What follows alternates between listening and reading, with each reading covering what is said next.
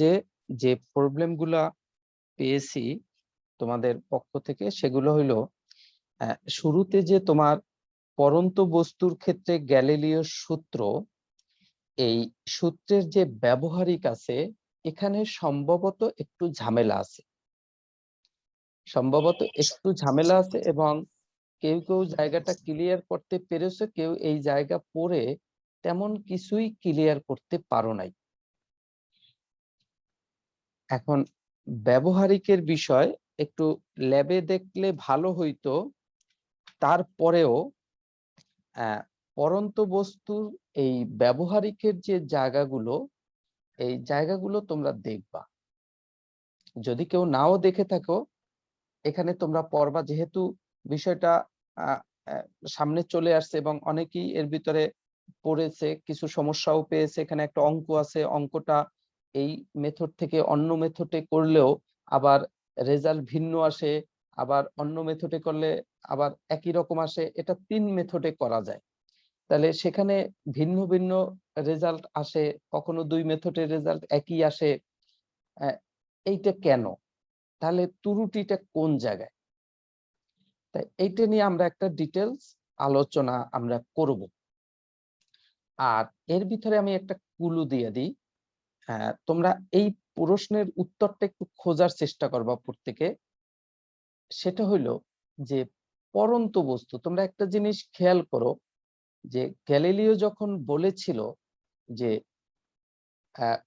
যখন বস্তু বিনা বাধায় নিচে পড়ে, অর্থাৎ মুক্তভাবে যখন নিচে পড়ে, তখন তারা সমান সময়ে সমান দূরত্ব অতিক্রম করে। এরকমের একটা কথা তারা বলেছিল, মানে বলেছিল বলতে প্রথম সূত্রই এটা। এখন এর একটা প্রমাণও করেছে নিউটন গিনি পালক পরীক্ষায়। তাই কারো মনের ভিতরে এ ধরনের কোনো কোশ্চেন আসে কিনা যে যখন একটা হালকা বস্তু থাকে এখানে, এইটা ভূমি, আর এখানে যখন একটা ভারী বস্তু থাকে, তাহলে এর যে এমজি আর এখানের যে এমজি, তাহলে এই এমজিটা হইল তোমার কম আর এই এমজিটা বেশি। অনেকে এরকম মনে করো, বা মনে করারও কিছু নেই, বাস্তবতা। তাহলে এইটা যদি ভর বেশি হয়, ভারী হয়, তাহলে এমজি, জি তো কনস্ট্যান্ট, তাহলে এমজিটাও এর বড়। আর এইটা যদি ভর কম হয়, জি তো কনস্ট্যান্ট, তাহলে এমজিটা ছোট। তাহলে পৃথিবী তাকে বেশি বলে আকর্ষণ করে, এমজি বেশি, এখানে বলটা কম। তাহলে এইটার তো এমনিতেই আগে পড়ার কথা, আর এইটার পরে পড়ার কথা ভূমিতে। এরকমের একটা বিষয় কিন্তু অনেকের মনের ভিতরে কাজ করতে পারে, যে তাহলে হালকা বস্তু আর ভারী বস্তু একই সাথে কিভাবে মাটিতে পড়ে, এটা কিভাবে সম্ভব? বাতাসের বাধা রিমুভ, মানে বাতাসের যে বাধাটা আছে বাধা সেটা। বাধা বাধা নাই, এটা একটা বক্সের মধ্যে দিয়েই পড়তেছে, কোনো বাধা নাই। তাহলে কি তার এমজি কি এইটার এটা কি সমান হয়ে যাবে? না স্যার, সমান হওয়ার কোনো কারণ নেই। সমান তো হওয়া যাবে না, কারণ কি এই দুটার ভর তো সমান আলাদা যদি আলাদা। না হয়, তাহলে যেখানে কোনো বায়ু নাই, বাধা নাই, সেখানেও তো এইখানে এমজিটা বেশি, তাহলে তার আগে পড়ার কথা না? ওই গিনি পালক পরীক্ষার মধ্যে থাকতেছে না, ক্ষেত্রফল মানে এর মান তো কনস্ট্যান্ট থাকছে না স্যার। কিন্তু স্যার এম এর মান তো ভিন্ন। কিসের মান?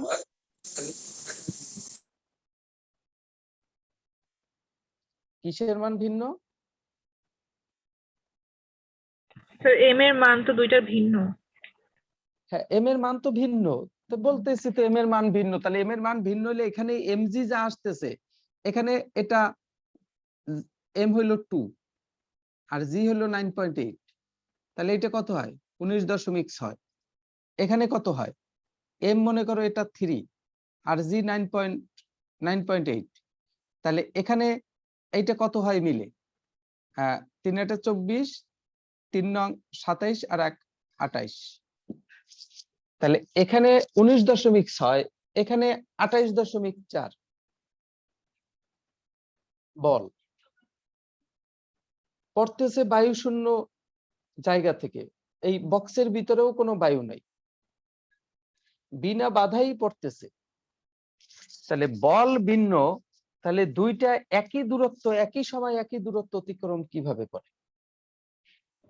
তো অভিকর্ষণ ত্বরণ তো কনস্ট্যান্ট থাকছে। তাহলে আমি কি অভিকর্ষ ত্বরণ এখানে কি আলাদা ধরছি? তাহলে যে এটা কনস্ট্যান্ট ধরে নি, ক্যান্সেল বলতো। হ্যাঁ, তাহলে বল কি চেঞ্জ হয় নাই? তো কথা তুমি যেটা বলবা, তোমার কথা লজিক দিয়ে তুমি কথা বলবা। তুমি বলতেছো অভিকর্ষ ত্বরণ কনস্ট্যান্ট থাকে, আমি কি ভিন্ন ধরছি? আমি বলছি কনস্ট্যান্ট থাকবে না। না স্যার আমি ওই হিসাবে বলছি যে আপনার ওর দুইটা একই সময় অতিক্রম করছে অভিকর্ষ ত্বরণের জন্য, কিন্তু এখানে তো ওইটা বলেন নাই। তাহলে তোমার এখানে যদি বল বেশি থাকে, তাহলে এখানে ত্বরণ বেশি হওয়ার কথা না?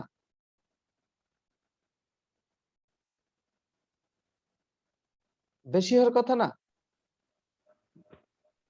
স্যার তাহলে এখানে কোনো বস্তু যদি পড়ে তাহলে তো তার ভর না, শুধু তার অভিকর্ষ ত্বরণের কারণেই পড়ে। কারণ যদি অভিকর্ষ ত্বরণ না থাকতো তাহলে তার ভর থাকলেও সে তো ভাসমান অবস্থায় থাকতো।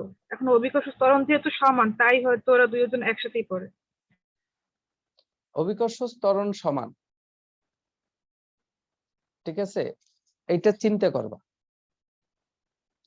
এই যে বিষয়টা বলা হয়েছে, এই গ্যালিলিও সূত্রের এই বিষয়টা চিন্তা করবা এবং সুনির্দিষ্ট কারণ বের করবা।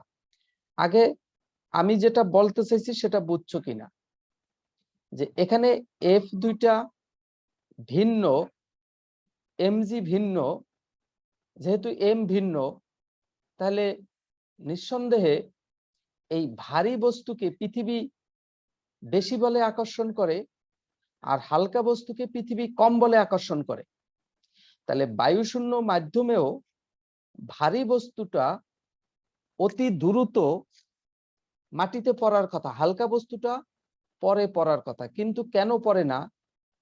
একসাথে পড়ে। তাহলে আমি যে কথাগুলো বলে গেলাম, এই কথাগুলোর ভিতরে ত্রুটি কোথায়? আসলে ঘটনা কি? তাহলে আমার কথায় কোনো ভুল আছে কোন কোন জায়গায়? তোমাদের চিন্তাটা কি? এইটা হইলো ব্রেইন স্টর্মিং এর কাজ। এইটা কাজ করবা, কারণ এই ধরনের কোশ্চেন তোমাদের ভিতর থেকে আসছে, এই জন্য আমি এখানে তোমাদেরকেও অ্যাসাইনমেন্ট দিয়ে দিলাম। আর পরন্ত বস্তুর এই বিষয়গুলো পড়বা, এবং এখানে একটা অঙ্ক আছে, প্রথমেই গাণিতিক উদাহরণ। অনুভূমিকের সাথে 30 ডিগ্রি কোণ করে 60 মিটার দৈর্ঘ্যের একটি ঘর্ষণহীন তলের উপর দিয়ে একটি মার্বেল ফেলে দেওয়া হয়। এই অঙ্কটা বিভিন্ন প্রসেসে করা যায়, বিভিন্ন প্রসেসে করে রেজাল্ট কি হয়, কোন প্রসেসে কি ত্রুটি, যদি ভিন্ন আসে কেন ভিন্ন আসে, অঙ্কটা নিয়ে তোমরা অ্যানালাইসিস করবা। অর্থাৎ গ্যালিলিওর পরন্ত বস্তুর ঘটনাটা নিয়ে বেশ ভালোভাবে এখানে চিন্তা করবা। এখানে একটা প্লবতার বিষয় চলে আসে। তোমরা 9-10-এ প্লবতার বিষয়টা পড়েছো। প্লবতার বিষয়টা আবার ক্লিয়ার হবা। একক ক্ষেত্রফলের উপর প্রযুক্ত বল, দ্যাট মিনস চাপ, সেই বিষয়গুলো এটা নরমালি জানো। তাই প্লবতা সেই ক্ষেত্রে এফ মানে একক ক্ষেত্রফলের উপর প্রযুক্ত বল, প্লবতাও তো এক প্রকার বল, ঊর্ধ্বমুখী বল। সেই ক্ষেত্রে এইটাকে কখনো কখনো এমজি ধরা হয়। তাহলে ওই প্লবতার জায়গাটাও তোমরা আরেকটু ক্লিয়ার হবা। ক্লিয়ার হয়ে এই টোটাল বিষয়টা একটা জগা খিচুড়ি পাকাবে, এবং এইটাকে তুমি যদি সেপারেট করতে পারো, দেন তুমি সারা জীবনের জন্য মুক্ত হয়ে যাবে, কোনো ঝামেলা বাঁচবে না। তাই প্রথম একটা জিনিস আউলাইয়া এই জিনিসটার ভিতরে কোথায় কি প্যাচ আছে কি একদম স্পষ্ট ভাবে মাথায় নিতে হবে। এই জিনিসগুলো দেখছি বারবারই তোমাদের ভিতরে ঘুরে ফিরে এই কোশ্চেন গুলো আসে, তার মানে কিছুটা গ্যাপ থাকে বোঝায়। তাই এইটা গেল এখানে। পরবর্তীতে তোমরা আসো কেপলারের এখানে যে সূত্রগুলোর কথা বলছে সেগুলো তো আমরা গতদিন ব্যাখ্যা বিশ্লেষণ করেছি। এরপরে মহাকর্ষ বলের বিষয়। মহাকর্ষ বলে এখানে এখানে একটা বিষয় আছে, এই মহাকর্ষ যে ধ্রুবক, মহাকর্ষীয় ধ্রুবক, এইটা কেন সর্বজনীন? এখানে তোমার বইয়ে এই মহাকর্ষীয় ধ্রুবকটাকে কি সর্বজনীন লিখেছে না সার্বজনীন লিখেছে? কোথাও তোমরা কি পেয়েছো? স্যার সর্বজনীন লিখছে। সর্বজনীন লেখছে। স্যার সর্বজনীন লেখছে। আচ্ছা, আমি জানতে চাচ্ছি সর্বজনীন এবং সার্বজনীনের মধ্যে কোনো পার্থক্য আছে কিনা, কোনো পার্থক্য আছে কিনা এইটা আমি জানতে চাচ্ছি। প্রথমত যে সর্বজনীন এবং সার্বজনীন এর মধ্যে কোনো পার্থক্য আছে কিনা, এবং জি কে তোমরা দেখবা প্রায় বিভিন্ন জায়গায় জি কে লেখা হয় সার্বজনীন মহাকর্ষীয় ধ্রুবক, আবার এখানে লিখছে সর্বজনীন মহাকর্ষীয় ধ্রুবক। তাহলে দুইটা কথা সেম কিনা? অনেকে তোমরা এখানে তোমরা এরকমের ব্যক্তি এখানে আছো, যেমন পূজা পূজা হালদার আছো, জি স্যার। শিবু আছো, পূজা হালদার আছো। আচ্ছা, তোমরা দুর্গা পূজার সময় কি লিখো? সর্বজনীন শারদীয় দুর্গা পূজা না সার্বজনীন শারদীয় দুর্গা পূজা? তোমরা কি লিখো? স্যার সার্বজনীন লেখে। তাহলে সার্বজনীন শারদীয় দুর্গা পূজা, এই সার্বজনীন শব্দটার অর্থ কি? তোমরা যে লিখো এইটার অর্থটা কি? সকলের জন্য প্রযোজ্য। সকলের জন্য প্রযোজ্য। এইটা যদি হয় তাহলে এটা কি আসলে তোমার ধর্মে থাকার কথা? তোমার তোমার যে ওই সময়ের যে তোমার ধর্মীয় উৎসবটা সেটা কি আমার জন্য প্রযোজ্য? এখন আমি যখন মাগরিবের নামাজ পড়তে যাব বা আমি নামাজ পড়বো বা আমি জুমার নামাজ পড়তে যাব, আমি কি বলবো যে এই নামাজটা সকলের জন্য প্রযোজ্য? এই নামাজটা কি তোমার জন্য প্রযোজ্য? তোমার ধর্ম তাই বলে, আমার ধর্ম তাই বলে। ধর্মে কখনো কিন্তু মানে এরকমের গোজামিল কথা সাধারণত নেই, স্পষ্ট। তাই তুমি কি সঠিক বলছো না ভুল বলছো আমার সন্দেহ হয়।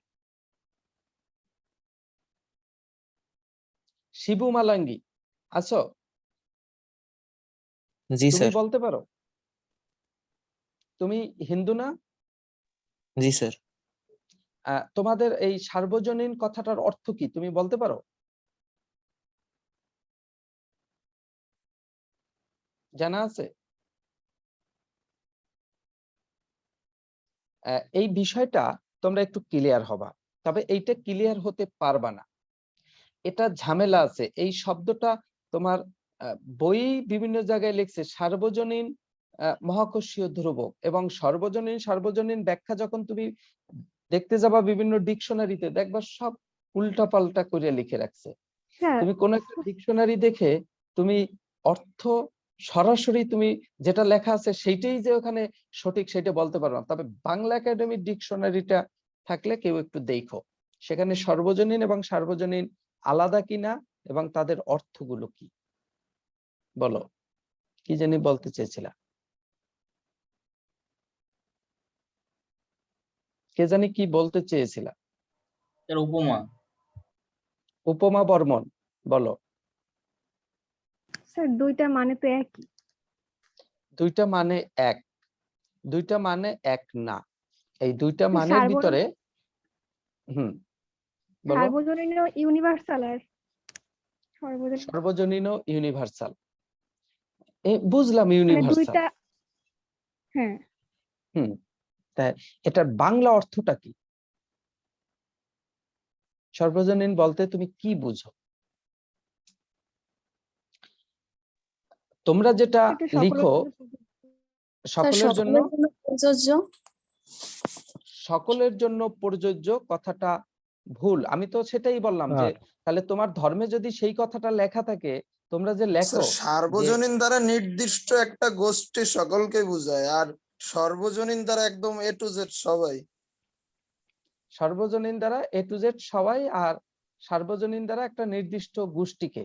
ও গোষ্ঠীর মাথা খাটাই সবাই। একটা একটা আইকিউ খাটাইয়া ও একটা উত্তর দিছে, ও কিন্তু শিওর হয়ে উত্তর দেয় নাই, ও ওর ভাবের উপরে ও ভাব চালাই দিছে।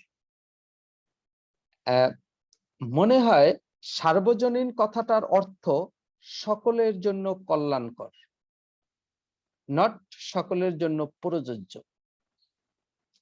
আমরা যখন নামাজ পড়ি, প্রার্থনা করি, বা হিন্দু, বৌদ্ধ, খ্রিস্টান, মুসলিম যে যাই করুক, প্রার্থনা করে সবার জন্য, সকলে যেন শান্তিতে থাকে, সকলের বালা মুসিবত দূর হয়ে যায়, সকলের ভিতরে হিংসা বিদ্বেষ সেগুলো দূর হয়ে যায়, আমরা প্রার্থনা করি, সকলের মঙ্গল কামনা করি। সার্বজনীন শারদীয় দুর্গা পূজা সকলের জন্য কল্যাণকর, নট সকলের জন্য প্রযোজ্য।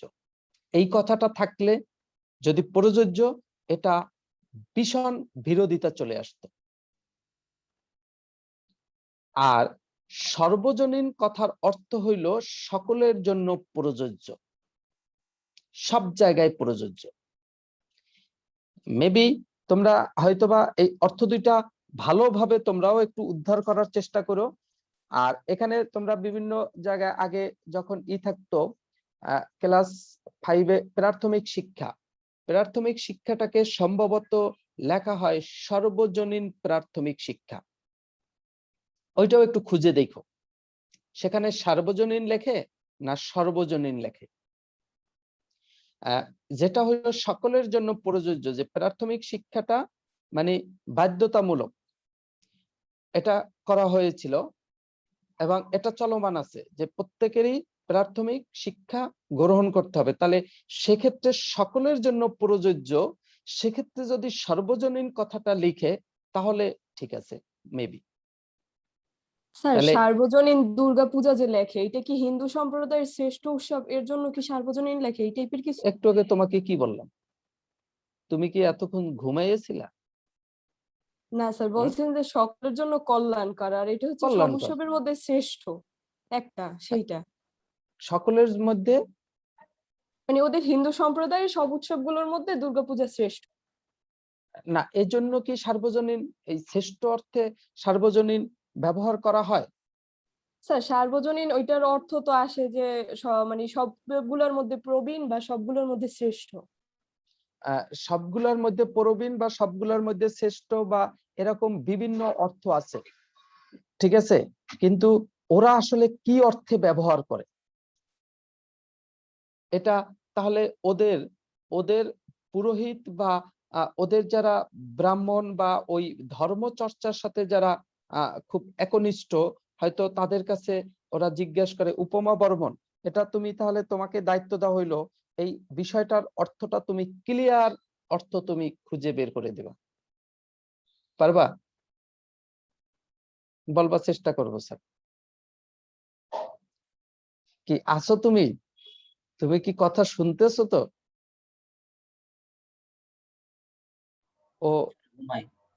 ও নাই, তাহলে ওকে দায়িত্ব দিয়ে তো লাভ নাই। তাই পূজা হালদারের উপরে দায়িত্বটা দেওয়া হইলো, আর শিবু মালাঙ্গির উপরেও দায়িত্ব দেওয়া হইলো। তোমরা এই অর্থটা তোমরাও এটা নিয়ে হবা, মানে ক্লিয়ার হওয়ার চেষ্টা করবে এবং আগামী দিনে আমাকে বলবা। হ্যাঁ আমিও স্যার খুঁজবো এটার অর্থ। এই স্যার আমি কি আমার মাদ্রাসার ওই বড় হুজুর কোদারে জিজ্ঞাসা করবো? না, তোমার মাদ্রাসার বড় হুজুরের কাছে তোমার জিজ্ঞাসা করা লাগবে না এই অর্থ, ঠিক আছে? সে তোমাকে এই যে ব্যাখ্যা দিবে, সেই ব্যাখ্যার ভিতরে এখানে আমি আমি সেটা গ্রহণ করব না, এটা ওরা বের করবে, যেহেতু ওদের সাথে এটা মানে যুক্ত, ওরা বেশি ব্যবহার করে, তাহলে ওরা এটা ভালো উত্তর এটা দিতে পারবে। এই হলো একটা বিষয়। এখানে সর্বজনীন কথাটার অর্থ সেটা হলো সকলের জন্য প্রযোজ্য, মানে সকল স্থানে।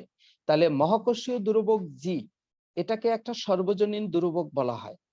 কারণ যে কোনো মাধ্যমে এখানে যখন আমরা 1 কেজি ভরের দুইটা বস্তু আমরা রাখি পরস্পর থেকে 1 মিটার দূরত্বে, তখন এরা পরস্পরকে আকর্ষণ করে। এই আকর্ষণ বল এই বস্তুটা এটাকে আকর্ষণ করে, তার মানে আকর্ষণটা এই বায়ুর মধ্য দিয়ে যে একে টেনে আনার চেষ্টা করে, আকর্ষণটা পাস করে বায়ুর মধ্য দিয়ে। তাহলে এই আকর্ষণটা প্রবেশ করার যে ক্যাপাসিটি, ক্ষমতা, এটাকে বলা হয় প্রবেশ্যতা। এজন্য তুমি যখন একটা লোহা একটা চুম্বক পাশাপাশি এখন রাখবা, তাহলে চুম্বক লোহাকে আকর্ষণ করে। একটা নির্দিষ্ট দূরত্বে রেখে তুমি যদি সেম পানির ভিতরে রাখো, তাহলেও লোহা চুম্বককে আকর্ষণ করবে, সরি চুম্বক লোহাকে আকর্ষণ করবে। তাহলে তুমি যদি এখানে একটা চুম্বক রাখো, এখানে 1 মিটার দূরে একটা লোহা রাখো বায়ুতে, তাহলে এই চুম্বক লোহাকে যে বলে আকর্ষণ করবে, তুমি এই সেটআপটা যদি পানির ভিতরে নিয়ে যাও, সেখানেও 1 মিটার দূরে এখানে চুম্বক, এখানে ওই লোহাটা, সেখানেও চুম্বক লোহাকে আকর্ষণ করবে, কিন্তু সেখানে আকর্ষণটা কমে যাবে। লোহাটা এখানে বায়ুতে যত দ্রুত চুম্বকের কাছে যেত, পানিতে ঢুকলে লোহাটা স্লোলি আস্তে আস্তে হয়তো চুম্বকের কাছে যাবে। তাহলে এই চুম্বকের যে বল সেটাকে বলা হয় চৌম্বক বল। তাই চৌম্বক বল এখানে বায়ু, এই বায়ুর মধ্যে ঢুকে তারপর লোহাটাকে নিয়ে আসতেছে চুম্বকের কাছে। আবার যখন পানিতে রাখি, তখন চৌম্বক বলটা পানির ভিতরে কাজ করে, ওই পানি মাধ্যমে ঢুকে তারপর লোহাকে চুম্বকের কাছে নিয়ে আসে। এখানে মাধ্যমের প্রভাব পড়তেছে এই চৌম্বক বলের উপর। কিন্তু যদি এখানে 1 কেজি ভরের একটা তাল, 1 কেজি ভরের একটা বেল রাখি, 1 মিটার দূরত্বে রাখি, তাহলে এই তাল বেলটাকে যে বলে আকর্ষণ করবে এই বায়ুতে, পানির ভিতরে যদি রাখি তাহলেও সেম বলে আকর্ষণ করবে। ওই যে মাধ্যমটা পানি, তাহলে পানির ভিতরে এই যে মহাকর্ষ বলটা ঢুকলো আর বায়ুর ভিতরে ঢুকে, এই দুই জায়গায় ঢোকার ক্ষমতা সমান মহাকর্ষ বলের। এজন্য বলা হয়েছে এই মহাকর্ষ বল মাধ্যমের প্রবেশ্যতা, অর্থাৎ মাধ্যমের মধ্য দিয়ে প্রবেশ করার ক্ষমতা, সেটা বায়ু হোক, পানি হোক, পারদ হোক, কেরোসিন হোক, যা হোক, সবকিছুর মধ্য দিয়ে প্রবেশ করার ক্ষমতা সমান। সুতরাং এটা মাধ্যমের প্রবেশ্যতার উপরে নির্ভর করে না। দিকদর্শিতা, এই তাল বেলটাকে যেদিকে টানে বায়ুতে রাখলে, পানির ভিতরেও যদি নিয়ে রাখো ওই একই দিকেই টানবে, মাটির ভিতরে যদি রাখো ওই একই দিকেই টানবে। সুতরাং এখানে এই মাধ্যমের দিকদর্শিতা, অর্থাৎ বায়ুর মধ্যে রাখলে এই আকর্ষণ বলটা যেদিকে কার্যকর হয়, পানির ভিতরে রাখলেও ওই একই দিকেই কার্যকর হবে, পারদের মধ্যে রাখলেও একই দিকেই কার্যকর হবে। সুতরাং মহাকর্ষীয় বল কোনো মাধ্যমের দিকদর্শিতার উপরও নির্ভর করে না, যে ভিন্ন ভিন্ন মাধ্যমের জন্য ভিন্ন ভিন্ন দিকে কাজ করবে এরকম না, সকল মাধ্যমের জন্য ওই একই দিকে কাজ করতেছে। আবার প্রবণতা, প্রবণতা মানে তাদের যে মান, এই মানটা মানে এখানে তোমার আকর্ষণ করার যে প্রবণতাটা সৃষ্টি হয়, বায়ুর মধ্যে রাখলে যে প্রবণতা সৃষ্টি হয়, পানির মধ্যে রাখলেও ওই সেম প্রবণতা সৃষ্টি হয়, যে তার চারপাশে পানি আছে, এই তালেরও চারপাশে পানি আছে, তাহলে এই তাল বেলকে আকর্ষণ করার যে প্রবণতা, এইটা কিছুটা লোপ পাবে বা কিছুটা বেড়ে যাবে, এরকম কোনো বিষয়ও এই যে কোনো মাধ্যমের জন্য কাজ করে না। তাহলে একটা মাধ্যমের 3টা প্রপার্টি, সাধারণত মেজর প্রপার্টিজ থাকে, যে মাধ্যমের প্রবেশ্যতা, মাধ্যমের দিকদর্শিতা, মাধ্যমের প্রবণতা। এই কোনোটাই এই মহাকর্ষ বলকে হস্তক্ষেপ করতে পারে না, কিন্তু অন্য বলগুলোকে হস্তক্ষেপ করতে পারে। তড়িৎ বলকে পারে, চৌম্বক বলকে পারে, কিন্তু মহাকর্ষ বলকে পারে না।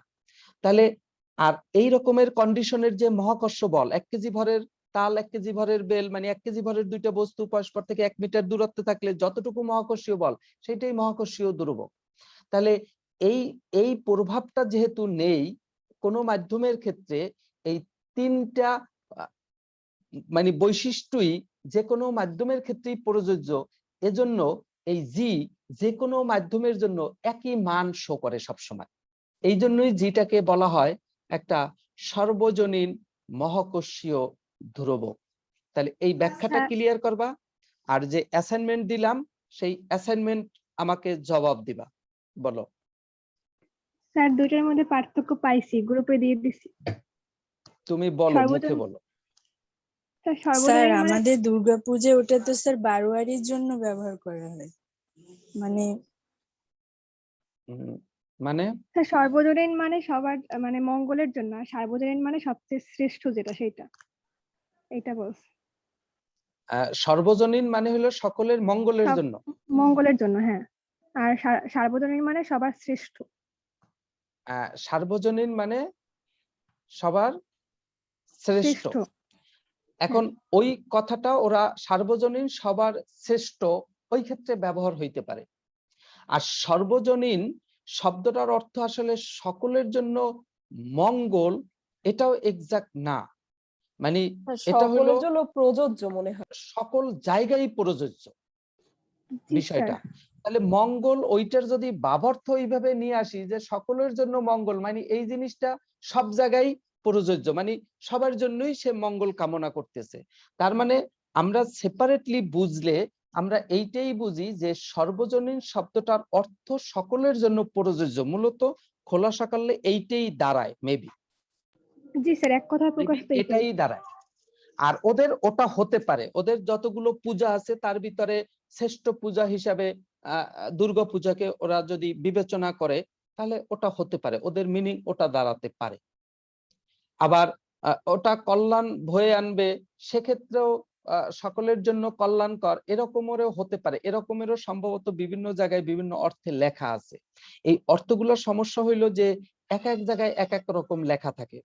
তবে ওদের ওদের যে গ্রন্থ, সংস্কৃত ভাষার যে ধর্মগ্রন্থ, হয়তো সেখানে যদি এইসব বিষয়গুলো উল্লেখ থাকে তাহলে সেখানে তার ব্যাখ্যা থাকতে পারে। এই জন্য ওদের কাছে এই অর্থটার চাওয়া হয়েছিল।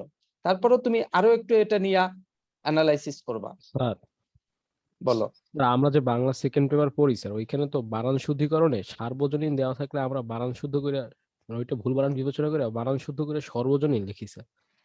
তো দুইটা বানান যদি সঠিক হয় সর্বজনীন তাহলে আবার বানান শুদ্ধিকরণ করবো কেন স্যার? এখন না, এই দুইটাই কিন্তু লেখে, আসলে এই দুইটাই কিন্তু সঠিক, এই জি দুইটাই স্যার, সঠিক দুটোই হয়। এইটা আসলে শুদ্ধিকরণেরও ওইখানে গেলে আবার একটা ঝামেলা বাজে। স্যার সুতরাং এক কথায় প্রকাশেও আছে যে সকলের জন্য অনুষ্ঠিত, এটাকে সার্বজনীন বলে আর কি। সকলের জন্য অনুষ্ঠিত, এখানেও তাহলে কথায় গ্যাপ আছে। মানে তোমার বিভিন্ন জায়গায় যে কথাগুলো লেখে সূক্ষ্মভাবে চিন্তা করলে আছে। তাহলে তুমি যখন সার্বজনীন দুর্গাপূজা লিখবা, এটা সকলের জন্য অনুষ্ঠিত, এইটা তো হবে না। তাহলে আমি কিন্তু এটাই অংশগ্রহণ স্যার করতেছি না। ওখানে হলো বারোয়ারি উৎসব, মানে অনেক কাল হ্যাঁ, ধরে। তাহলে বারোয়ারি উৎসবের যদি হয় তাহলে ওই উৎসবের সাথে যারা সম্পৃক্ত তাদের সকলের জন্য, যেটা হ্যাঁ স্যার। আবুল খায়ের কিন্তু ভাবের উপর ভাব রেখে বলে দিছিল। ও কিন্তু একটা কথা, এই জন্য ওর কথাটাকে ধরাও যাচ্ছে না, ফালানোও যাচ্ছে না। এটা বললাম না যে ও খুব এই যে একটা খুব টেকনিক্যাল একটা উত্তর দিছে, সে আইকিউ মূলক একটা উত্তর সে শো করছে, ভাবের উপর চালাই দিছে, কিন্তু ওই হিসাবেও অ্যাঙ্গেলেও ধরলে ধরা যায় যে স্যার এটা একটা একটা ওয়ার্ডের গোত্রের ভুলের কারণে সকলের জন্য। অর্থটা হয় না। তাহলে যদি উপকারী লাগাইতাম তাহলে হয়ে যেত। এখন এই জন্যই এটা এই যে ছোট ছোট বিষয়গুলো নিয়ে খালি বিতর্ক চলে। এই জন্য তোমাদেরকে আমি পয়েন্ট ধরাই দিলাম। এখন রিসার্চ করে মানে এটা বের করার দায়িত্ব হইলো তোমাদের, শুদ্ধ হওয়ার দায়িত্ব তোমাদের, এই কাজ করবা। তাহলে ওখানে আমরা ব্যাখ্যাটা ওইভাবে দিব। তার নিচে দুইটা অঙ্ক আছে, দেখো এই অঙ্ক দুইটা তোমরা এখন করবা না, দুইটার একটাও করবা না। একটা অঙ্কে জানি কে বলছিল সমস্যা আছে, এই দুইটা আমরা সামনে থিওরি পড়বো। এই দুইটা থিওরি এই চ্যাপ্টারই আছে, সামনে আছে। তো সামনে থিওরি পরে আমি সেখানে অঙ্ক ক্লিয়ার করে দেব। ঠিক আছে, তিনটা অঙ্ক আছে, তবে 3 নাম্বার অঙ্কটা তোমরা পারবা। 3 নাম্বার অঙ্কটাই ঝামেলা নেই। 3 নাম্বার অঙ্কটা করবা 1 আর 2।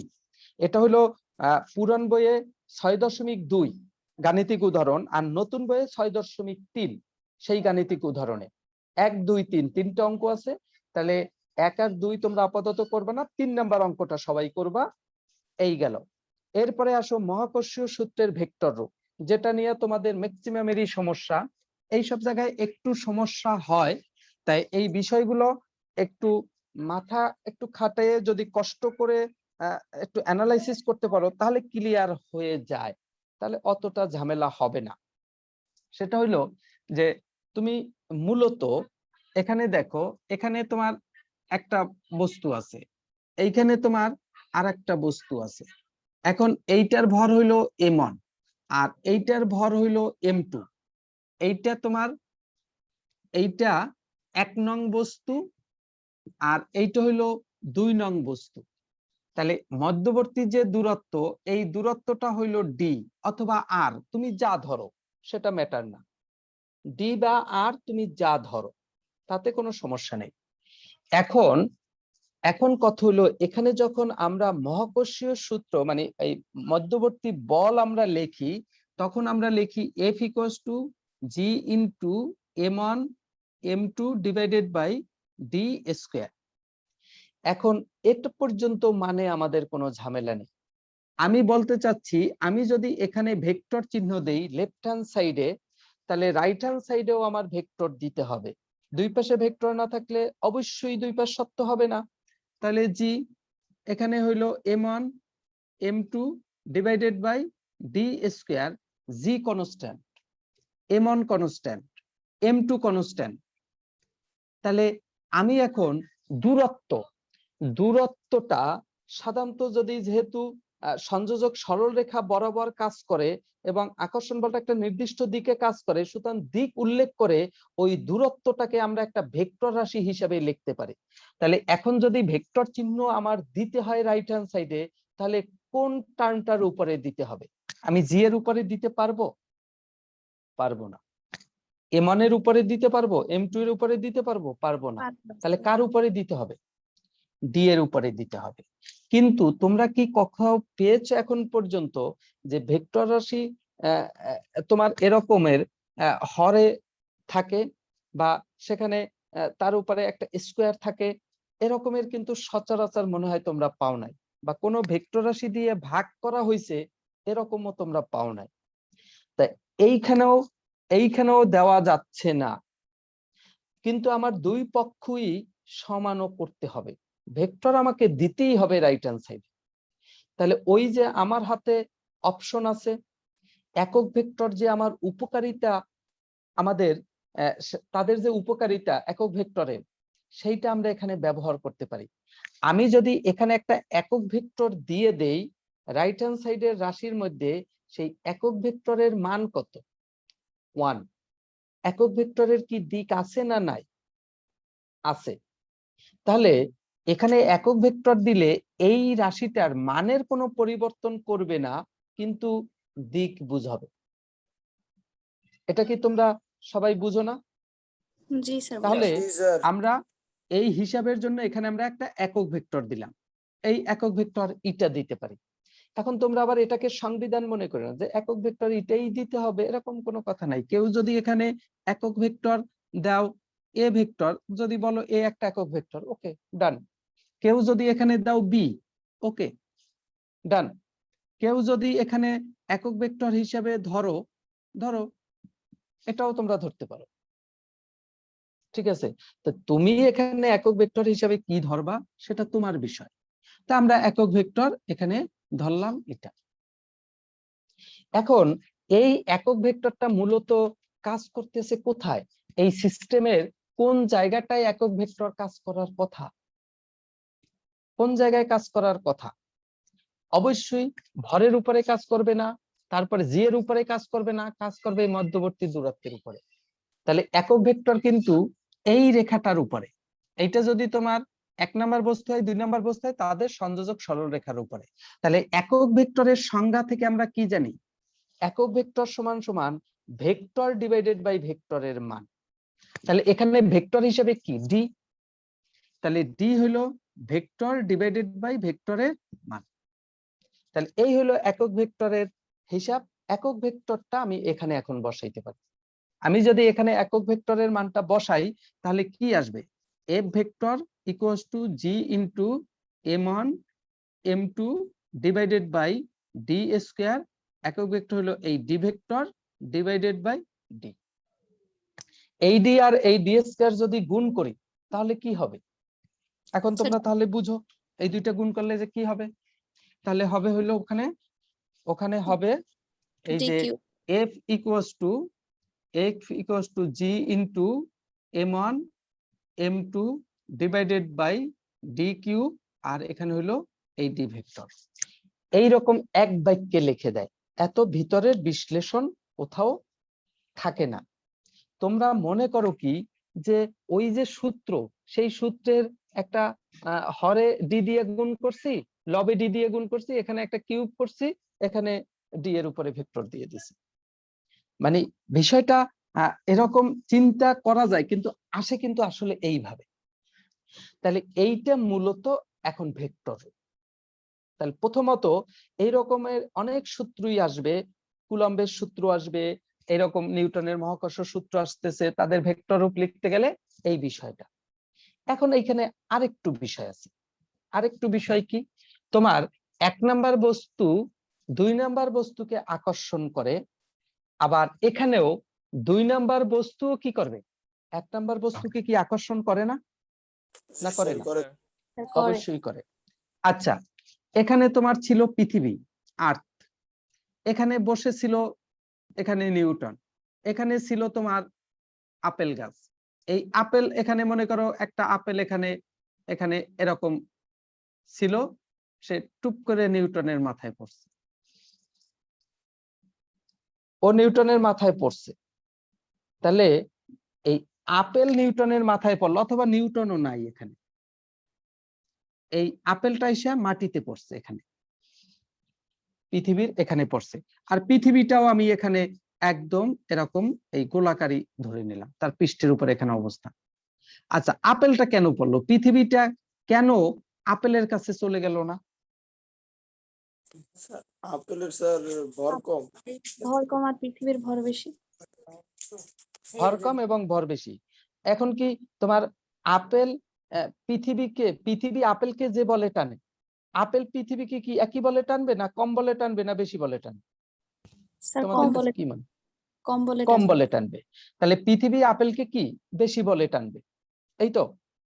আচ্ছা দেখো তোমাদের ভুলটা কোথায়। এই যে এখানে তোমার m1 ভরের বস্তু, m2 ভরের বস্তু, এই m1 m2 মধ্যবর্তী দূরত্ব d, এই m1 m2 কে তার দিকে টানে, আবার m2 কি m1 কে তার দিকে টানে না? তারা তো পরস্পরকে আকর্ষণ করে। এও এটাকে আকর্ষণ করবে, এও এটাকে কি করবে? আকর্ষণ করবে না? এই যে আকর্ষণ বলের মান, একে যে বলে আকর্ষণ করে, অর্থাৎ m1 m2 কে যে বলে আকর্ষণ করে, সেই আকর্ষণ বল m1 m2 কে যে বলে আকর্ষণ করে, ঠিক আছে? তাহলে m1 m2 কে যে বলে আকর্ষণ করে, 1 নাম্বার বস্তু 2 নাম্বার বস্তুকে যে আকর্ষণ করে, তাহলে 1 নাম্বার বস্তু যখন 2 নাম্বার বস্তুকে আকর্ষণ করে, সেই আকর্ষণ বলটা কোন দিকে? সেইটা কোন দিকে? সেইটা কি এ থেকে বি এর দিকে, না বি থেকে এর দিকে? কি মনে হয় তোমাদের কাছে? 1 নাম্বার বস্তু 2 নাম্বার বস্তুকে যখন আকর্ষণ করে, তখন সেই আকর্ষণ বলের অভিমুখটা কোন দিকে? সেটা কিন্তু বি থেকে এর দিকে। এর দিকে। তার মানে 2 নাম্বার বস্তু থেকে 1 নাম্বার বস্তু থেকে, এই 2-1 লেখার অর্থ হলো এটা। এই 2-1 লেখার অর্থ, এই সাফিক্স তোমরা উল্টেই ফেলাবা, খুব সাবধান এই সাফিক্সে।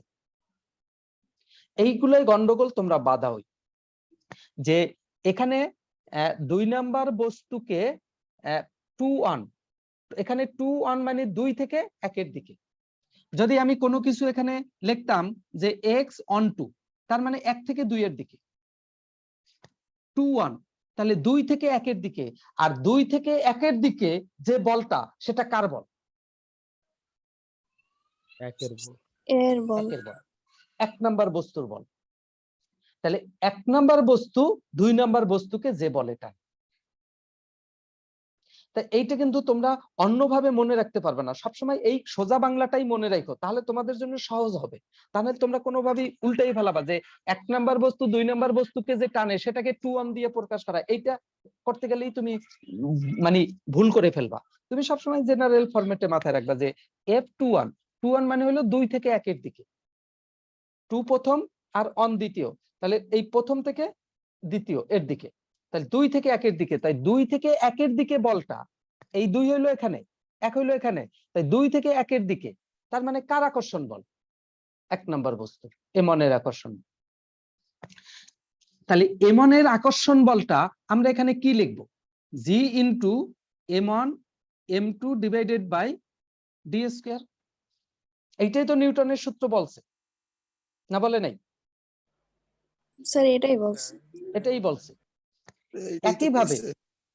একইভাবে আমি যদি F12 বের করি, F12 মানে কি? 1 নাম্বার থেকে 2 নাম্বারের দিকে বল, 1 থেকে 2 এর দিকে বল, 1 থেকে 2 এর দিকে বল কার? স্যার 2 নঙের 2 নঙের 2 নঙের বল। সেই বলটা কি? সেই বলের সূত্র কি? নিউটন কি ওখানে 2টা সূত্র দিয়েছিল? 2টা স্যার, সূত্র দিয়েছিল? একই সূত্র। তাহলে বল তো সেম। এইখানে তোমরা কিন্তু ভুলটা করো। এই 1 নাম্বার বস্তু 2 নাম্বার বস্তুকে যে বলে আকর্ষণ করে, 2 নাম্বার বস্তু 1 নাম্বার বস্তুকে একই বলে আকর্ষণ। এইখানেও আপেলের ভর যদি হয় M1 বা স্মল m, আর পৃথিবীর ভর যদি হয় ক্যাপিটাল M, এই মধ্যবর্তী দূরত্ব যদি হয় এখানে, এইটা যদি হয় d, তাহলে পৃথিবী আপেলকে যে বলে টানে সেই বলের মান কি? F equals to G M divided by d square. Apple পৃথিবীকে যে বলে টানবে সেই বল কত হবে? স্যার একই। তাহলে তোমরা একটু আগে কি বলছো? পৃথিবী অনেক বড় দেখিয়া কি মাথা ঘুরে গেছে? হ্যাঁ স্যার, বড় দেখকে স্যার পৃথিবীতে ওইটা পড়বে। একই বলে টানে। জি স্যার, এখন এত একই। এখন মনে করো তুমি মনে করো এই এখানে বসে এই যে এই তোমরা মনে করো শিবু মালাঙ্গি, তুমি মনে করো আবুল খায়ের মিয়ারে টানতেছ, আর তুমি বিগ সুরে টানতেছ। এখন মনে করো যে তুমি বিগ সুরে টানলে সেই রেসলিং খেলার তুমি একই বলেই তুমি টানতেছো, তোমার তো শক্তি সেম, তোমার কাছে কে আগে আসবে? স্যার আবুল খায়েরও তোমাকে টানতেছে, আবুল খায়ের আগে আসবে। আর ভিক্ষু যদি তুমিও ভিক্ষুরে টানতেছ আর ভিক্ষুও তোমাকে টানতেছে, তুমি কিন্তু ভিক্ষুর কাছে চলে যাও। দুইজনের ভিতর বল কিন্তু সেম।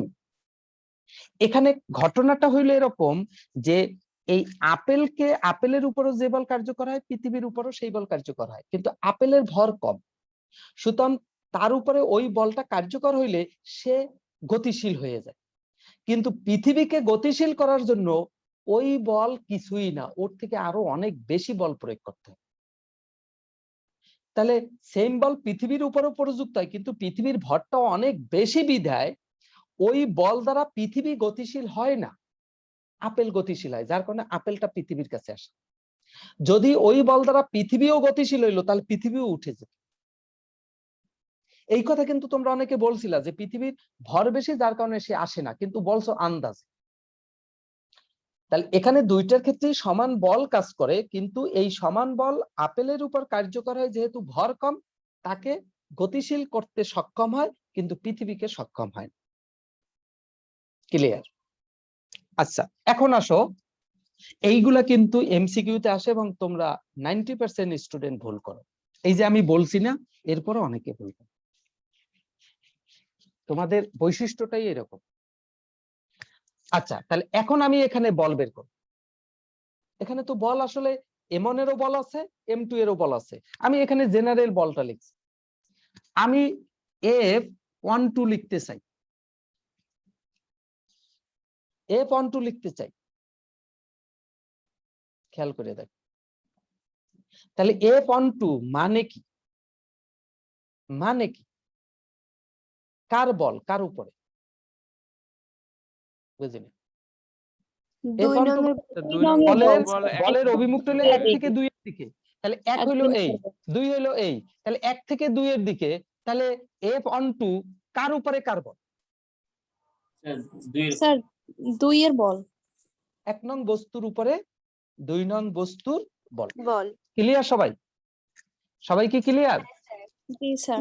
জি স্যার। আচ্ছা, তাহলে G M1 M2 এইখানে দূরত্ব, তাহলে তোমার তোমার এই যেহেতু 2 নং বস্তু 1 নং বস্তুকে টানতেছে, তাহলে তোমার শুরুর বিন্দু কোনটা, 1 না 2?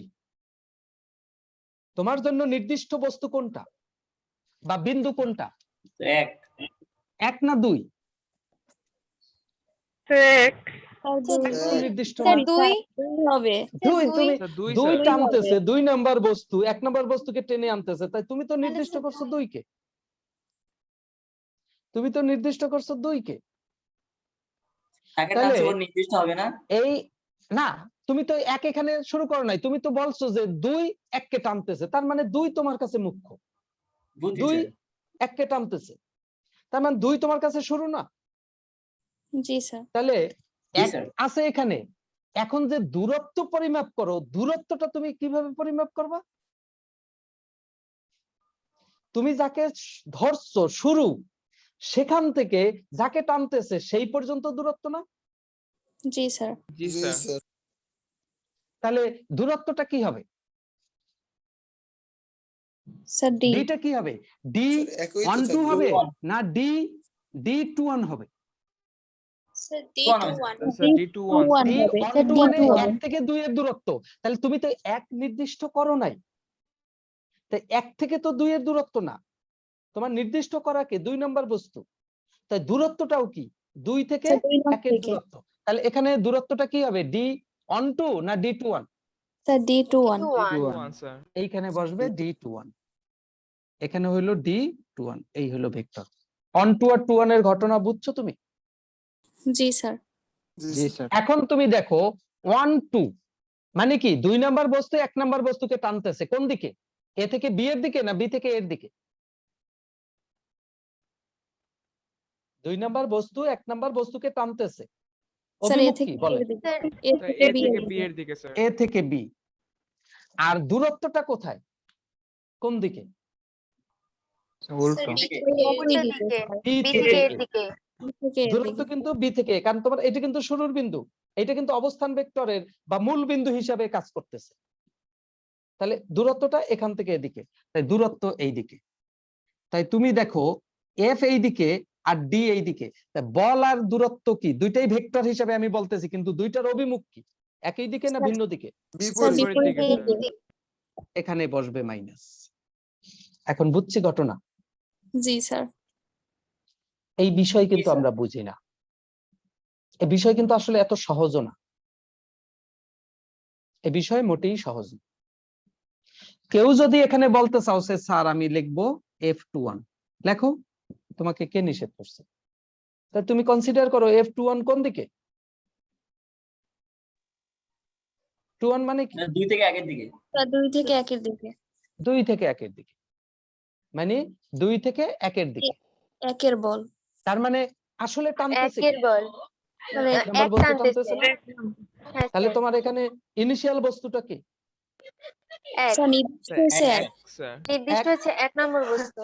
1 নাম্বার বস্তু, তাহলে 1 নাম্বার বস্তু আদি বস্তু মানে শুরুর বস্তু, তাহলে তোমার সূত্র জি M1 M2, তাই দূরত্বটা হবে কি 1 নাম্বার বস্তু থেকে দূরত্ব, তাহলে 1 নাম্বার বস্তু থেকে দূরত্ব 2 নাম্বার বস্তু পর্যন্ত, সেই দূরত্বটাকে আমরা কিভাবে প্রকাশ করব? D21 লিখবো না D12 লিখবো? D12 D12 তাহলে স্যার। এখানে D12 লিখবো। D12, 1 2 লিখবো। এখানে D12 ভেক্টর, আর এটা আর এটা কি বিপরীত না দুইটা? জি স্যার মাইনাস হবে। এখানে একটা মাইনাস হবে। কেউ যদি এটাকে এভাবে লিখতে চাও তাকেও বারণ করা যাবে না। F21 এখানে G M1 M2 divided by D21 cube D21, আবার অন টু যদি এখানে মাইনাস হয়, এটাকে যদি আমি 2 1 লিখি, তাহলে অন টু যেদিকে ছিল দূরত্বটা 2 1 মানে কি, তার উল্টো দিকে, তাহলে এই মাইনাসটা তখন আবার কি হয়ে যাবে, তাকে উল্টো করতে গেলে আরেকটা মাইনাস দিয়ে উল্টো করতে হয়, তখন এই মাইনাসে মাইনাসে প্লাস হয়ে যায়, এভাবেও লেখা যায়। স্যার লাস্ট লাইনটা বুঝি না, আরেকবার একটু বলেন। না আর বোঝা লাগবে না, এটা স্যার ইতিহাস লাস্ট না লাইনটা রে ওই বাবা, মাইনাসের জায়গাটা, তোমার স্যার কোনো, মাইনাসের আমি আরো জায়গাটা। বুঝাবো না। যদি তোমাকে বুঝানো হয়, তাই তোমাকে আমি ভেক্টর পড়াইছি কি, আর আমি এতক্ষণ কি বলছি, তাহলে তুমি আসতে চলে যাবা খুব দ্রুত, একদম সোজা হিসাব। ঠিক আছে, নিজে কোনো কষ্ট করতে চাও না, কষ্ট করবে না, এইভাবে টিচাররা যদি সব মুখের উপরে তুলে দেয়, তাহলে পড়াশোনায় মাথা খুলে না কিন্তু ঠিক মতো। ঠিক আছে, নিজের প্রসেসটা করতে হয়, মাথাটাকে বেশি খাটাইতে হয়। এটা একটা নর্মাল বিষয়, তুমি যে কোশ্চেনটা করছো এটার উত্তর শুনলে তুমি এখানে লজ্জা পাবা। ঠিক আছে, আমরা যদি কোনো জায়গায় একটা ভেক্টর লিখি, এইটা যদি এবি ভেক্টর হয়, তাহলে এবি ভেক্টর আমি যদি এখানে ইকুয়াল করি, এখানে যদি বি এ লিখতে চাই, তাহলে এখানে একটা মাইনাস দিতে হয় না? তুমি জানো না? হ্যাঁ স্যার আমি জানি, কিন্তু স্যার লাস্ট লাইনটা আমি নোটিস তাই তুমি করতে এখানে পারিনি, যদি সেজন্য জানো, বলছি। তুমি এখানে এই মাইনাস আর ডি অন টু এইটা যদি তুমি সরাইয়ে তুমি লিখতে চাও, তাহলে এটার উল্টো দিকটা লিখতে হবে, সেটা কি, সেটা ডি টু ওয়ান হয়ে যাবে, আর মাইনাস থাকলো কি, এই ফরম্যাটে পড়ে গেছে না সে? হ্যাঁ স্যার। এগুলো তোমরা কেন নিজেরা চিন্তা করে আনার চেষ্টা করতে পারো না? তাই এখান থেকে ভেক্টর রূপ ক্লিয়ার করবা, মহাকর্ষ বলের প্রকৃতি নিজেরা পড়বা, তারপরে নিউটনের সূত্র থেকে কেপলারের সূত্র। এইখানে কিছু ভাষাগত ত্রুটি আছে, আর তোমার বইয়ে ভাষাগত আরো কিছু ত্রুটি আছে। ফোকাসের আরেক নাম হলো নাভি। ওইখানে কোন জায়গায় জানি একটা এই আজকে দেখাইছিল ওরা, যে আসলে সূর্যকে যে কোনো একটি নাভিতে রেখে, ভাষাটা হবে এরকম, কিন্তু ওইখানে জানি কি একটা প্যাচ দিয়ে লিখে রাখছে, এরকম প্যাচ দিয়ে অনেক কিছু লেখা আছে, যেটা তোমরা প্যাচটাকে সহজ ভাষায় লেখার চেষ্টা করবা। বইয়ে অনেক ত্রুটি বিচ্যুতি আছে, সেগুলোকে সোজা করার চেষ্টা করবা। ঠিক আছে, তাহলে ওই সম্ভবত ওই কেপলারের সূত্রের ওখানেই যে S1 S2 নাভি ধরা হয়েছে, তাহলে ওখানে সূর্য থাকবে হলো যে দুইটা নাভি, তাহলে যে কোনো একটা নাভিতে রেখে তারপর যে কোনো গ্রহ উপবৃত্তাকার কক্ষপথে ঘুরবে, কিন্তু এই কথাটাকেই ওখানে প্যাচ দিয়ে এমন ভাবে লিখছে যেটা বোঝা যায়। স্যার ওখানে লিখছিল এস নাভিটি সূর্যের ফোকাসে অবস্থিত, এভাবে একটা ফালতু কথা লিখছে। ঠিক আছে, এটা কত পৃষ্ঠায় ওই বলে দাও তো ওদের। স্যার 386 ওইখানে গেলে ওখানে পাবা সবাই। তা এরকমের টুকটাক বিষয়গুলো নিজেরা ঠিক করে ফেলবা। আর এখানেও তোমার ত্রুটি করছে কি, এখানে তোমার বলছে যে তোমার কেন্দ্রে থাকবে সূর্য, বেশ ভালো কথা, বাহিরে থাকবে যে কোনো গ্রহ, সূর্য হইতে পারে, বুধ পৃথিবী হইতে পারে, বুধ হইতে পারে, শুক্র, যে কোনো গ্রহ হতে পারে। এখন গ্রহ তুমি যদি পৃথিবী ফিক্সড করো, তাহলে বারবার তুমি কেন্দ্রে সূর্য বলবা, পৃষ্ঠে তুমি পৃথিবী বলবা। আর যদি যে কোনো গ্রহ বলো, তাহলে যে কোনো গ্রহ বলবা। কিন্তু হঠাৎ হঠাৎ তারা এখানে কোন জায়গায় প্রমাণে এসে লিখছে উপগ্রহটির পর্যায়কাল, দেখো আছে না, উপগ্রহটির পর্যায়কাল টি হলে এখানে উপগ্রহ শব্দটা আসার কথা না স্যার। যদি কক্ষপথে পৃথিবী ঘুরে, তাহলে হবে পৃথিবীর কক্ষপথ, তুমি যদি শুরুতে ধরে নাও, বা যদি গ্রহ ধরে নাও, তাহলে হবে কি, গ্রহের কক্ষপথ, মানে গ্রহের পর্যায়কাল। উপগ্রহের পর্যায়কাল হবে। উপগ্রহের পর্যায়কাল তুমি কখন লিখতে পারো, তুমি যদি বলো যে পৃথিবীকে কেন্দ্র করে একটি উপগ্রহ, পৃথিবীর একমাত্র উপগ্রহ হইলো তোমার চাঁদ, তাহলে এই যে চাঁদ উপগ্রহ, তাহলে পৃথিবীকে কেন্দ্র করে চাঁদ যদি ঘুরে, তখন কেন্দ্রে পৃথিবী থাকবে, চাঁদ কক্ষপথে থাকবে, চাঁদ একটা উপগ্রহ, তুমি তখন চাঁদের ক্ষেত্রে তুমি উপগ্রহটির পর্যায়কাল বা এই ধরনের কিছু বলতে পারো। কথা ত্রুটি পাইছো, বুঝতে পারছো যে আমি কি বলতে চাচ্ছি? বোঝা যায় এগুলো। আর এইখানে তোমার যে বিষয়টা, এটা উপবৃত্তাকার পথ ধরে এই প্রমাণ করা যায় না, এটা বৃত্তাকার ধরে তারপরে প্রমাণটা করে আনছে, এটা কিছুই করার নাই, এটা তোমার এ নিয়ে চিন্তা করা লাগবে। ওইটা অত বলো, যখন ধ্রুব তখন স্যার ইজ ইকুয়ালস টু দেওয়া লাগবে না? যখন ধ্রুবক লিখবা তখন মানে টি স্কয়ার সমান্তরাল দিছে 8 কিউ, এটা স্যার আপনার 386 পেজের ওই ও আপনার দ্বিতীয় এইটা সূত্রের কি last। ওখানেও একটা ভুল লিখছে। ওখানে তোমার ওই পরাক্ষ লিখছে, কত লিখছে, কত 386 না কোন জায়গায়, ওই যে তোমার কেপলার সূত্রের ইসে ওখানেও একটা ভুল আছে। ওই যে কেপলারের দ্বিতীয় সূত্রের যে ব্যাখ্যা, না জানি তৃতীয় সূত্রের কোনটার, তৃতীয় সূত্রের ব্যাখ্যায় সেখানে তো তোমার দ্বিতীয় সূত্রের লেখছে কি, ব্যাখ্যা। যদি পরাক্ষের দৈর্ঘ্য 2a হয়, তা পরাক্ষের দৈর্ঘ্য তো 2a হবে না, তাহলে আমরা তো অর্ধ পরাক্ষের ঘনমূলের সমানুপাতিক, তাহলে পরাক্ষ যদি 2a হয় তাহলে অর্ধ পরাক্ষ কি হবে, স্যার এ হবে, এ হবে তাহলে স্যার। এ কিউব হওয়ার কথা। তাহলে ওখানে ওখানে হবে হইলো অর্ধ পরাক্ষের দৈর্ঘ্য 2a হয়, অর্ধ পরাক্ষটা লেখেন। বুঝতে পারছো সবাই? ওই কেপলারের তৃতীয় সূত্রের ব্যাখ্যা এখানে আছে। তাহলে ওখানে পরাক্ষের দৈর্ঘ্য লেখা যাবে না, লিখতে হবে অর্ধ পরাক্ষের দৈর্ঘ্য 2a। তাহলে 2a হোল কিউব, তাহলে 2a হোল কিউব, 2 এর উপরে কিউব পড়লে 8 হয়ে যায়, আর এর উপরে কিউব পড়লে তো কিউব হয়ে যায়। তখন 8 হলো একটা কনস্ট্যান্ট, 8 কে খোসা দিয়ে উঠাই দিলা, তখন t square is proportional to a cube. G sir, বুঝছি।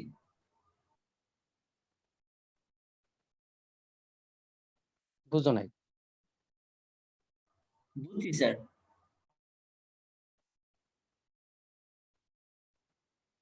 এখানে তারা কি ধরছে, দাঁড়াও, তারা ধরছে কি 2a, 2a কি ধরছে, স্যার পরাক্ষের দৈর্ঘ্য যদি 2a হয় তাহলে তৃতীয় সূত্র অনুযায়ী আমরা পাই t স্কয়ার সমানুপাতিক 8a কিউব, সেইটা লেখছে। t square is proportional to 8a cube. a cube. তাহলে এখানে তো সমানুপাতিক চিহ্নটা হবে না, এই থাকলে কি সমানুপাতিক হয়? স্যার ওটাই তো তারপরে বলছিলাম। তারপরে কি কি কি লিখছে ওখানে? তারপর লেখছে এরপরে যেহেতু 8 একটি ধ্রুব সংখ্যা সেহেতু t স্কয়ার সমানুপাতিক 8a মানে a কিউব। তাহলে এখানে তো ইকুয়াল লেখার কথা ছিল। হ্যাঁ স্যার। তাহলে এখানে তোমার এইটা ইকুয়াল লেখার কথা ছিল। তারপরে তুমি যদি 8 উঠাই দাও তাহলে t square is proportional to কি, a কিউব। এইটা লেখা যায় না? এইটা লেখা যায় কিনা? জি স্যার। আচ্ছা, এই ক্ষেত্রে যদি এখানে ইকুয়াল দিই, হ্যাঁ ওয়েট করো, যদি ইকুয়াল দিই তাহলে তোমার পরোক্ষের দৈর্ঘ্য 2a, তাহলে ঠিক আছে, তাহলে ঠিক আছে। কেন ঠিক আছে? তোমরা সূত্র কি জানো, যে পর্যায়কালের বর্গ অর্ধ পরাক্ষের ঘনমূলের কি হয়, সমানুপাতিক। অর্ধ পরাক্ষের ঘনমূলের সমানুপাতিক। তাহলে পরাক্ষ যদি হয় 2a, তাহলে অর্ধ পরাক্ষ কি হবে, a হবে। এ হবে, তখন ঠিক আছে। তাহলে এখানে ইকুয়াল দিতে হবে, ওখানে সমানুপাতিক দেওয়া যাবে। ওইখানে এইটা ঠিক করেন, অর্ধ পরাক্ষ লেখা লাগবে না, ওইটা সামাও যে কোনো ভাবে পাইছে, এই জন্য আমরা এইভাবে তার ব্যাখ্যা দিতেই আমরা নিষেধ করে দিছিলাম।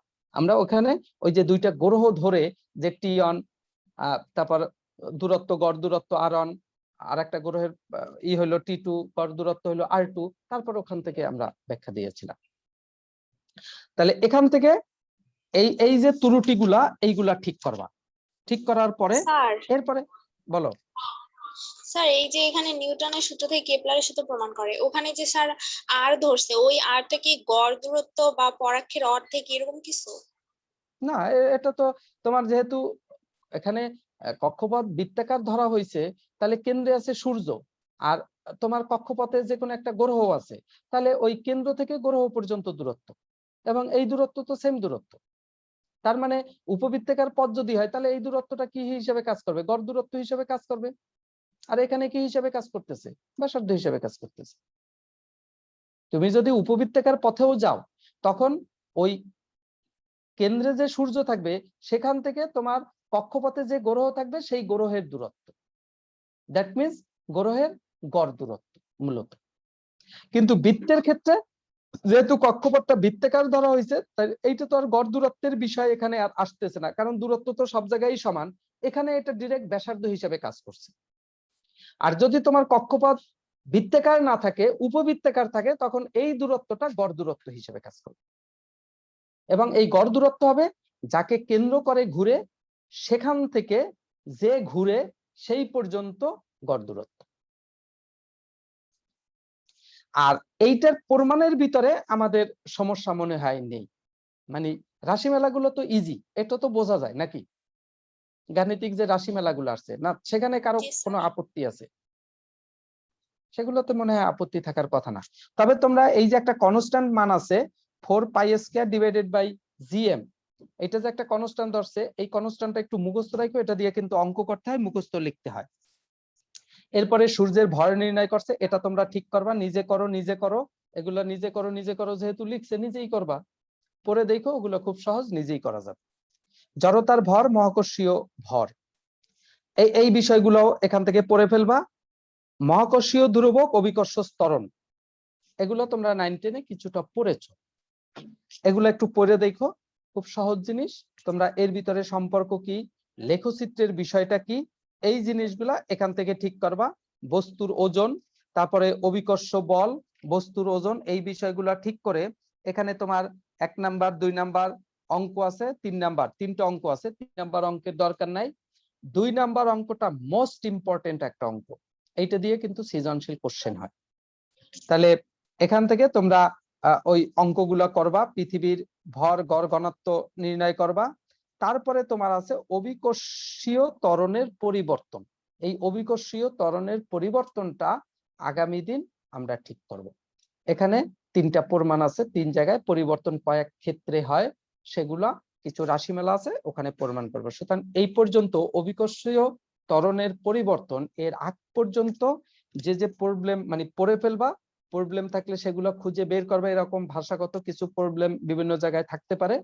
আর আমি যে অ্যাসাইনমেন্ট দিছি, অ্যাসাইনমেন্ট কিন্তু আগামী দিন আমি জিজ্ঞেস করব প্রত্যেককে, সুতরাং সেগুলো উদ্ধার করার চেষ্টা করব। ওকে, এই গ্রুপে আলতু ফালতু লেখালেখি না লিখে একটু এই সংক্রান্ত পড়াশোনার লেখালেখি লেখো, তা না সব দেখি খালি উল্টা পাল্টা লেখা, উল্টা পাল্টা। ঠিক আছে, আমি কিন্তু লিখি না স্যার। তুমি যা লিখে রাখছো অলরেডি, তুমি যদি আগামী 1 যুগ না লিখো, তাতেও তোমার ওইটা ব্যালেন্সে আসবে না।